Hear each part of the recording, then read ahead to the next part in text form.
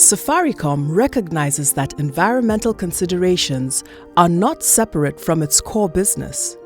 To this, Safaricom is committed to operating in an environmentally sound and sustainable way. As a business, if we have environmental sustainability, it will boost our growth in various ways and also impact our customers and the communities in which we operate in. Through various initiatives, Safaricom remains committed to becoming a net zero carbon emitting company by 2050. What we did, and intentionally, was to change the policy. And the policy requires that all importation by default should be sea freight. We have a formula that calculates actually the emissions. And over the last financial year, which closed March 2021, we have actually reduced our emissions by 52%. Safaricom is currently running a carbon offset afforestation program to plant over 5 million trees within a 5-year period. Whatever they are doing has got an impact even on the communities themselves. During the implementation of the planting, the money that Safaricom gives for planting goes to the community. We've partnered with the Dedan Kimathi University, and they're helping us with IoT solutions that will monitor our tree growth. So we'll integrate technology in our tree growing project. To remain energy efficient, Safaricom continually measures its performance against energy consumption targets, as well as deploying more energy-efficient technologies and alternative energy solutions.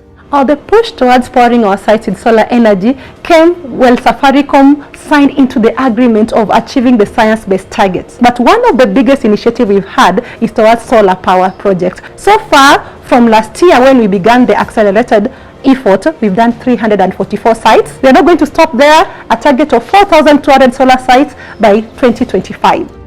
An ambitious plastic-free Safaricom has greatly reduced plastic use at its sites and minimized plastic incorporated into retail packaging and shops, as well as companies, events and warehouses. We introduced a non-woven bag that actually is already approved and was looked at by the environment team for our scratch cards, our SIM cards and the boxes that come to the warehouse, where we've eliminated plastic wrappings in them. So internally we have a commitment to be single-use plastic-free. So within Safaricom right now we're at 98%. E-waste is an ongoing challenge and remains the fastest growing stream of waste. Safaricom is working with stakeholders in the development of the National E-Waste Strategy, awareness campaigns and circular economy initiatives. Safaricom and We Center are partners since inception. We have worked a long time in creating awareness in safe e-waste handling. We do campaigns together, and we also have a collection collaboration. You will know that the retail shops, 52 around the country, you can come and discard the smaller items. Safaricom works with local waste management companies in its integrated waste management strategy that segregates and recycles waste. So if you walk around Safaricom, you'll see we have different bins color-coded differently. So we already separate at source, which is very, very crucial. And the second thing, this starts with data collection from the source. So we are able to know the total amount of kgs of waste that is collected at every site. As it stands now, we know that we've recycled over 90% of the waste we receive from Safaricom. And even on top of that data, we're able to know that they've made about 61,000 kg saving on their greenhouse gas emissions.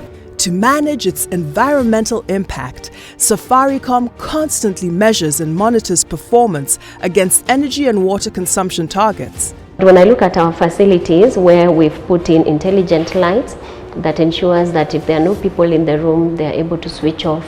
That manages power. When we look at our washrooms, the water taps are automated, only at the touch of the hand. The future growth and resilience of successful companies will be determined by their ability to shift to a clean technology-based economy and green growth.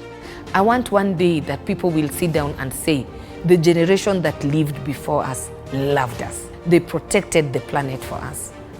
One planet. Let's protect it.